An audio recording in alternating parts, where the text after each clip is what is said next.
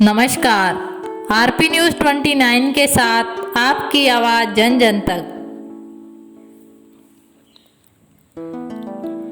कृषि कानूनों के विरोध में श्रीगंगानगर में आंदोलनरत किसानों ने मंगलवार को चुनावड़ के पास स्थित गांव 9A टोल नाके पर अस्थायी निर्माण के लिए एकत्रित होने पर तनाव की स्थितियां हो गई।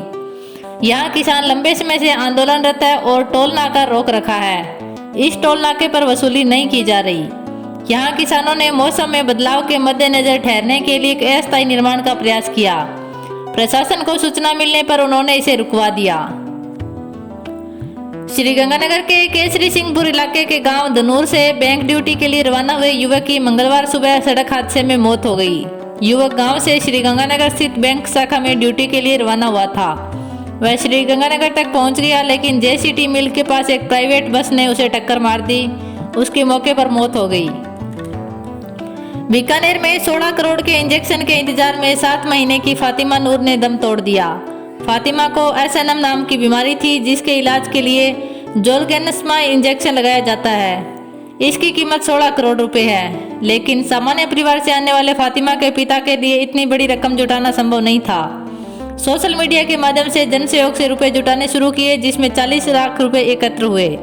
ऐसे में नूर को समय पर आवश्यक इंजेक्शन नहीं मिलने से मंगलवार सुबह दम तोड़ दिया। राजस्थान में अशोक गहलोत सरकार ने कोरोना टेस्ट रैपिड एंटीजन की कीमतों का निर्धारण कर दिया।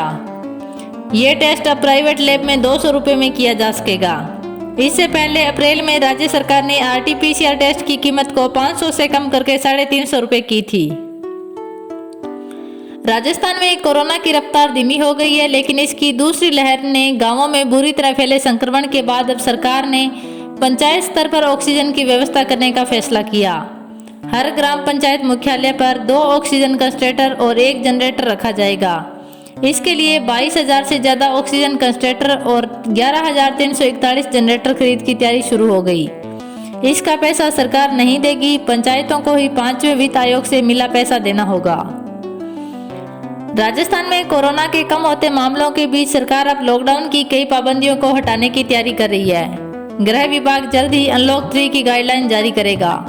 अनलॉक 3 में वीकेंड कर्फ्यू हटाने की तैयारी है। हालांकि तीसरी लहर को देखते हुए रविवार को वीकेंड कर्फ्यू रह सकता है। अगले सप्ताह से शनिवार का कर्फ्यू हटना लगभग तय है। शहर में सिटी बसों, टैक्सी को मिल सकती है मंजूरी। कर्फ्यू का समय कम करने की संभावना है।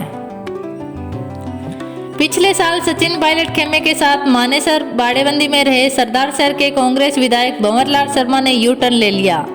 शर्मा ने मीडिया को कहा कि अशोक गहलोत को कांग्रेस हाईकमान ने मुख्यमंत्री बनाया है। पायलट को भी उन्हें नेता मानना ही पड़ेगा। गहलोत मेरे नेता है और हमेशा रहेंगे।